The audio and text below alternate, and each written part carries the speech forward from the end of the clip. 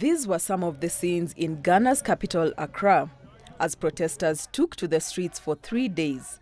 They were angered by what they perceived to be widespread corruption in government, as well as the harsh economic conditions in the country currently. They're very worried about the rising cost of living. The average Ghanaian can't afford a 3 square meal. This is very, very dangerous to the whole country. We have cases among the age of 14, 15, who are now taking people's belongings just to survive. The government that doesn't care, are just selling money. And the average Ghanaian can't do nothing, but their time is up. We are here and we will fight. If no one cares, the youth cares. And when the youth cares, the country must care. The government has defended its record and says there are signs that the country's economy is recovering. The West African nation's economy was hit hard by the COVID pandemic and the Russia-Ukraine conflict. The country exports oil, cocoa and gold, but has been struggling to pay its debts and fund its budget. Ghanaian youth say more still needs to be done to address the pressing problems many people in the country still face. I want the government to listen to us. I want them to know what's going on. I mean, it's like they paid a deaf ear to everything that's happening. So we really want them to know that, yo, it's not easy. Ghana is tough now. Tough. Like, we've never seen this before. I mean, in more than 40 years of existence as a Ghanaian, I've never seen this before. I mean, according to the International Labour Organization, 12% of Ghanaian youth are unemployed. Nearly 50 people who were arrested during the unrest have been charged with unlawful assembly.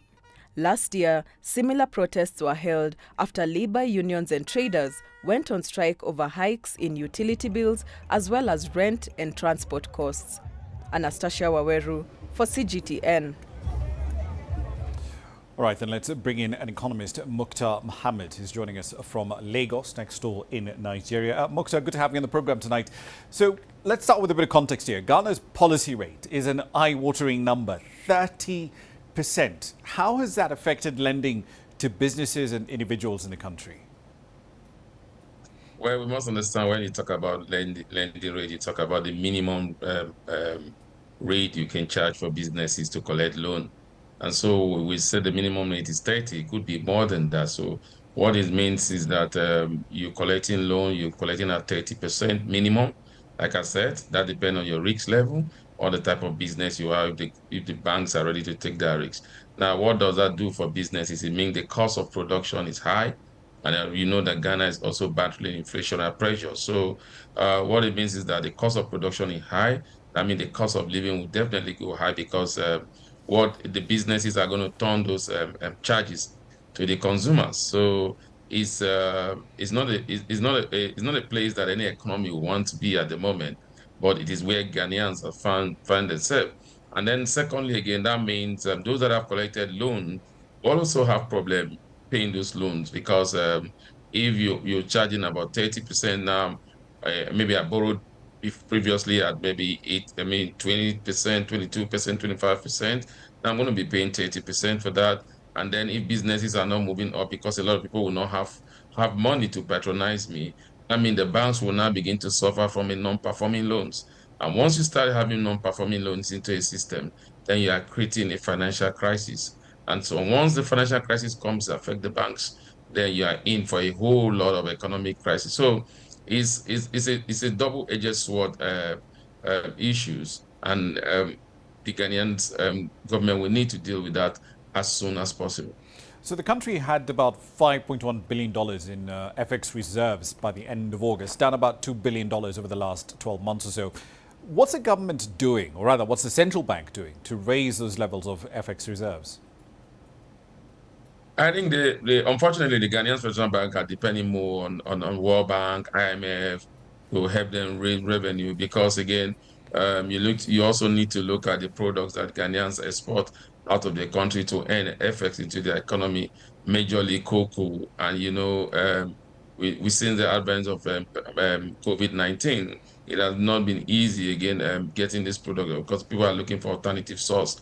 And secondly, again, the Russia-Ukraine war also have not helped that side also of Ghana earning FX. And if you look at oil, what they gain in terms of high oil price, they tend to lose because Ghanaians have decided to pay some level of subsidy for oil because it was going cost of gas because it was going up. And so that's what they think to gain in FX, they've not been able to gain. So what that means they do have now, just today we read in the news that Ghanaians are thinking of exporting electricity to Nigeria. That could also be a means that the government is thinking to pay FX. And also then they need to attract foreign direct investment and foreign portfolio investment. And to attract foreign direct investment, you need to bring down inflation, you need to stabilize your exchange rates. And as it stands now, inflation and exchange rate, especially between the Ghana CD and the dollar, is still very high, and no investor want to come in there. That is for foreign direct investor or portfolio investor. So they have a lot of work to do. They need to come up with strategy on how to attract these investors. And again, not just attracting the investors, the fundamentals must be right. And you know that Ghanaians also are suffering from a debt crisis because the sovereign debts that they collected from mostly financial institutions, they default in their payment, and they have said that they will start paying that in the next 3 to 4 years. So they need to do things fast. And so that is also not giving investors confidence to come into the Ghanaian economy. So what they need to do now is to create them confident in investors by paying off some of the debts that they are owing some of these investors. And if they do that, then they will begin to attract foreign direct investment and portfolio investors, because those are the first set of investors that want to come into your country.